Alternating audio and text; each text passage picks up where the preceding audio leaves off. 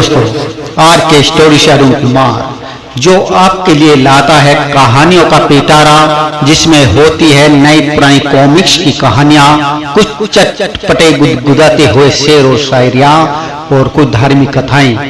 धार्मिक कथाओं में आप श्रवण कर रहे हैं शिव महापुराण का। शिव महापुराण अध्याय 33 खंड 2 वीरभद्र और महाकाली का यज्ञशाला की ओर प्रस्थान करने का वर्णन किया गया है। आइए श्रवण करते हैं इस कथा को। महाशिव पुराण में जो भी कथाओं को सुनता है और या पढ़ता है, अंत समय में मोक्ष की प्राप्त कर पाता है। आइए ब्रह्मा जी कहते हैं, हे नारद, महेश्वर के आदेश को आदर पूर्वक सुनकर वीरभद्र ने शिवजी को प्रणाम किया। तत्पश्चात उनसे आज्ञा लेकर वीरभद्र यज्ञशाला की ओर चल दिए।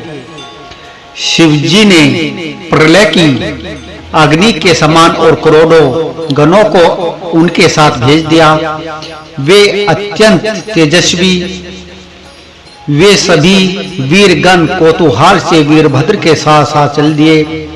उसमें हजारों शासक वीरभद्र की तरह ही महापराक्रमी और बलशाली थे। बहुत से काल के भी काल भगवान रुद्र के सम्मान थे। वे शिवजी के सम्मान ही शोभा पा रहे थे।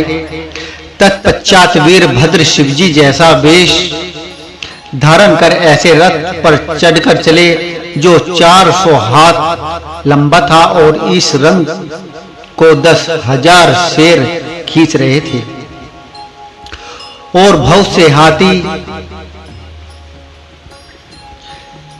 शार्दुल मगर मत्स्य उस रथ की रक्षा के लिए आगे आगे चल रहे थे।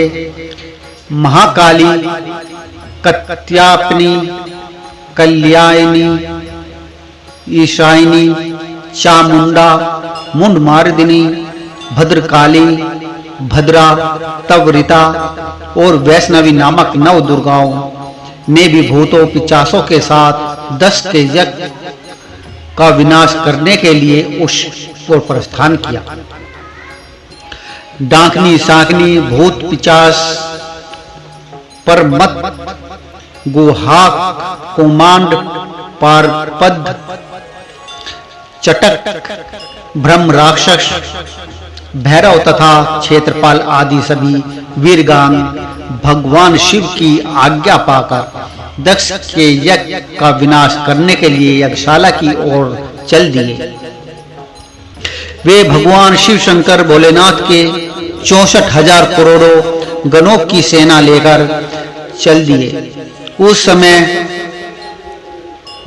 भेड़ियों की गंभीर ध्वनि होने के अनेक प्रकार के शब्द हुए। भिन्न भिन्न प्रकार की सींगें बजने लगी।